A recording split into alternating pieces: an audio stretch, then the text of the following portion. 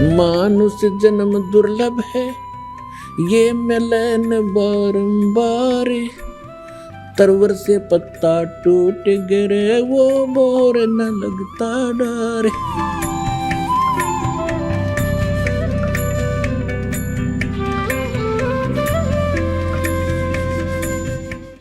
अब क्या हुआ कि उसके माता पिता अगले जन्म में ब्राह्मण के घर जन्म हुआ, उनका दोनों का पति पत्नी का फिर योग हुआ। परमात्मा वहां पहुंचे, उनका संतान नहीं थी कोई भी।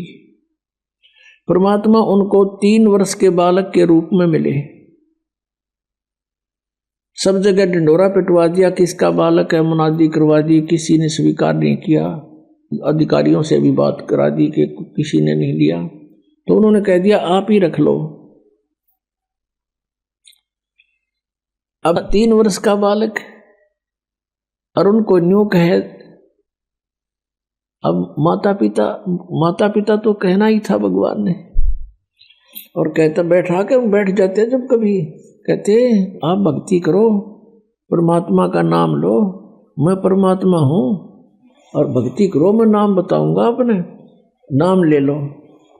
वो हंसन लग जाते थे, दादा पाक गया है, हमने नाम ले ले, मैं भगवान हूं। तो उसने पागल कहने लगे, पागल है ये लड़का, पता नहीं क्या बोलने लग जाता है।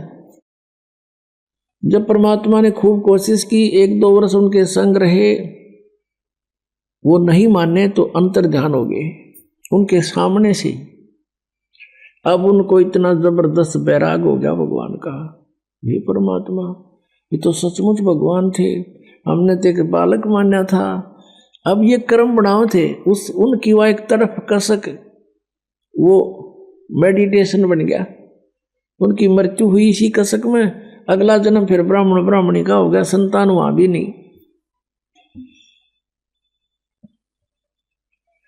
अब वो शिव जी के पुजारी थे,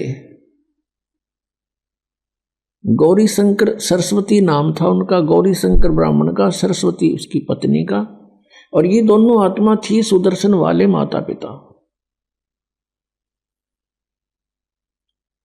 अब परमात्मा ने सोची जय ये ब्राह्मण रहेंगे तो माने नहीं। अब परमात्मा ने अपने प्यारी आत्मा को पार करने के लिए जो भी कारण बनाना है उसी से ही वो बात बनेगी। अब क्या हुआ, वो शिव के पुजारी थे, नेक आत्मा थी, भगवान शिव की कथा करते थे, और जो भी दान दक्षिणा आ जाती थी केवल भोजन योग्य रख लेते थे, भोजन जितनी बाकी का भंडारा कर देते थे, दान धर्म लगा देते थे।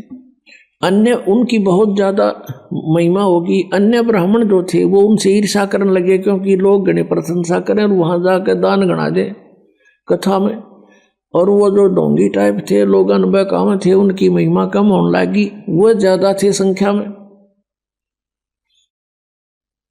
इस बात का पता चला मुसलमानों को कि हिंदू धर्म का ज्यादा प्रचार जो गौरी शंकर कर रहा है, और उनको यह भी मालूम था कि अन्य ब्राह्मण इनसे ईर्ष्या करते हैं, इनका साथ नहीं देंगे। जबरदस्ती मुसलमान बना दिया उनको, जबरदस्ती मुसलमान बना दिया, अपना जल छिड़क दिया उनके घर में, उनके मुंह में डाल दिया, अब तो मुसलमान हो गए भी।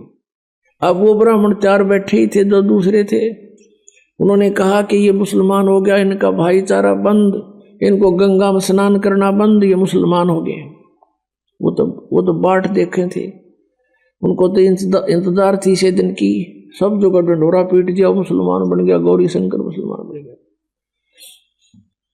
अब वो मुसलमान बन गया तो बन गया, क्या करे, मजबूरी होगी, क्योंकि ब्राह्मणों ने बाईकाट कर दिया उसका। उनका नाम रख दिया नूर अली,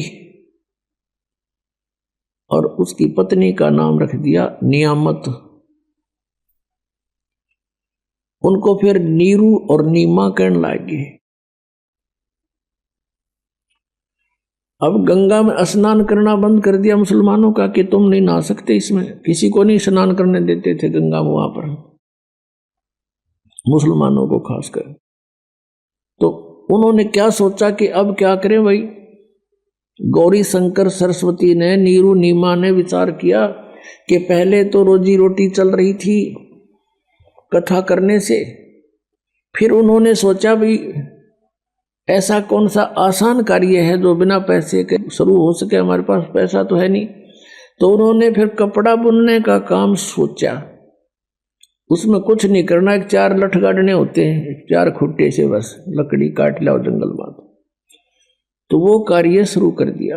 और इतनी नेक आत्मा थी, फिर भी उनका जो मेहनताना आता था, दोनों की रोटी से जो बच जाता था, हफ्ते 10 दिन में भंडारे में लगा देते थे, यानी पुण्य करते थे।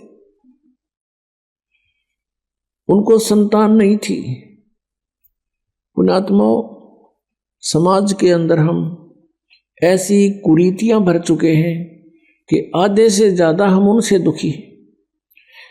संत मते के अनुसार, परमात्मा के विधान अनुसार, ठीक है, संतान भगवान देता है, वो हमारा संस्कार है और उन संस्कार को हमने भोगना है।